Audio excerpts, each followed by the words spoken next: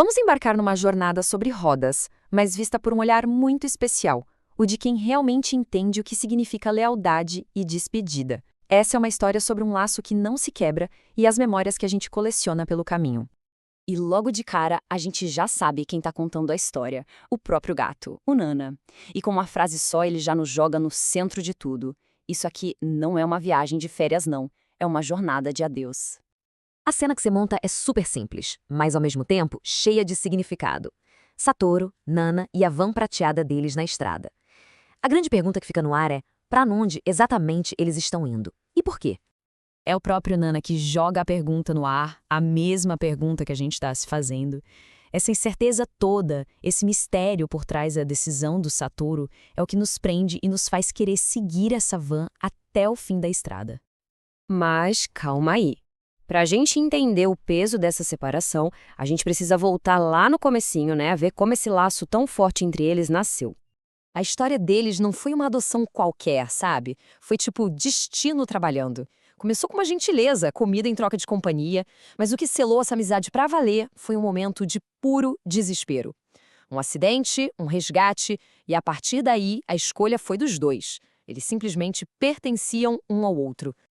E os detalhes, né? Até o nome do Nana tem uma história. Não foi uma escolha aleatória, foi uma observação cheia de carinho do Satoru, um detalhe físico que virou um símbolo do amor dele e que conecta o Nana a uma memória importante do passado do seu dono.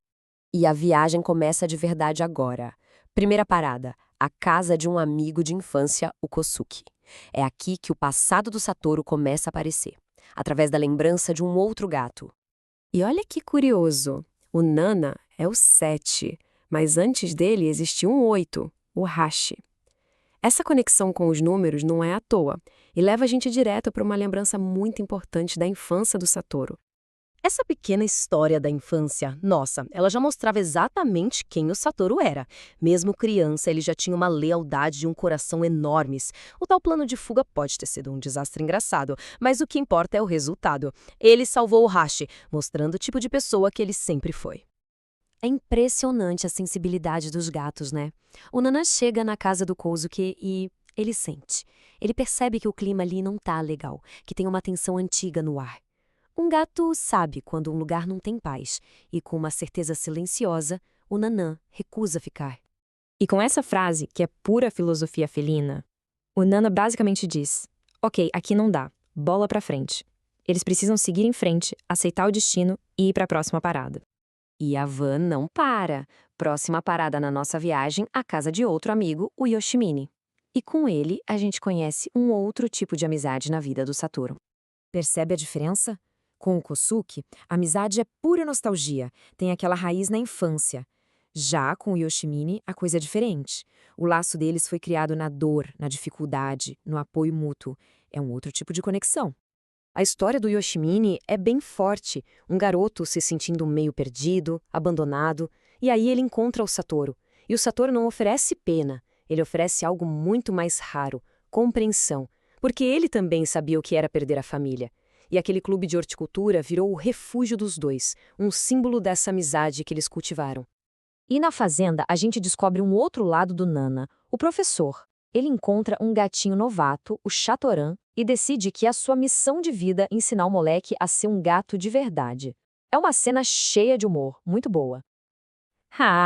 E as tiradas do Nana são a melhor parte. Ele tem uma visão de mundo muito felina e não tem papas na língua para dizer o que pensa da gente, os humanos frouxos. É essa voz dele que torna a história tão especial. Ok, a viagem segue, mas a gente começa a sentir que o clima está mudando. A gente está chegando perto do motivo real, do coração dessa história toda. Pois é, mesmo depois de visitar amigos tão queridos, a jornada não acaba. A van prateada continua na estrada e a angústia aumenta. Para onde mais eles podem ir? E aí a gente começa a juntar as peças, né? O padrão ficou óbvio. Se os lares eram bons, se as pessoas amariam o Nana, então o problema não é o lugar. O problema é o outro, muito mais profundo. E aí que vem uma frase que parte o coração. O Satoru, baixinho, no silêncio da van, pede perdão. Não é só tristeza, é a confissão de uma dor imensa, de uma culpa que ele está carregando sozinho. Mas o Nanã é um gato sábio. Ele, como sempre, já sacou tudo. Ele não precisa de explicação. Ele sente. Ele já entendeu a verdade que ninguém teve coragem de dizer em voz alta. E essa última pergunta, ela fica ecoando. Porque a resposta, na verdade, já está nela. A viagem nunca foi para achar um novo lar pro Nana. Era uma despedida. Uma forma do Satoru revisitar as memórias mais importantes da vida dele ao lado do seu companheiro mais fiel. E o motivo pelo qual ele não pode ficar? Bom, é esse silêncio doloroso que torna essa história algo que a gente nunca esquece.